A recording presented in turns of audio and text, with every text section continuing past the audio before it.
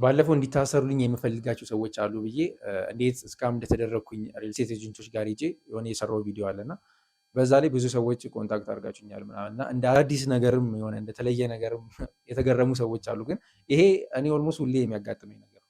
ከዚህ በፊት 22 አካባቢ አንድ ሰው ቀጥሮኝ ነበር እና ሆቴል እንዳለው ለሆቴሉ እንደዚህ ዲጂታል ማርኬቲንግ እንደሚያስፈልገው ምናምን ነገር ነገረኝ። በጣም ተስማማን፣ ከሱም ጋር በጣም ብዙ አወራን ምናምን ነገር። ከዛ ሄድኩኝ። ስሄድ 22 በጣም የሚታወቅ ቦታ ነው። እንደዚህ ኔትወርክ ማርኬቲንግ ምናምን ነው የሚሰሩት። ገባሁኝ። ከዛ እንዲህ እንዳለ እንትኑ የሞቲቬሽን ምናምን አይነት ነገር ነው ያለው። ጣት ትችላላችሁ፣ ትደርሳላችሁ፣ እንደዚህ ታደርጋላችሁ ምናምን። በጣም ሰው ሞቲቬት የተደራረገ በጣም ብዙ ወጣቶች አሉ ምናምን ነገር። ከዛ እነሱ ቁጭ ብሎ በቃ የሆነ ካልኩሌት የሚያደርጉት ነገር አለ። እንዴት አንደኛው ገብቶ ወደ አንደኛው ምን ያህል ኮሚሽን እንደሚያገኝ ምናምን ይነጋገራሉ። ከዛ ሰውየው እዛን የቀጠረኝ ጠበኩት፣ መጣ። ከዛ እዛ ሊያስገባኝ ነው የሞከረው ማለት ነው።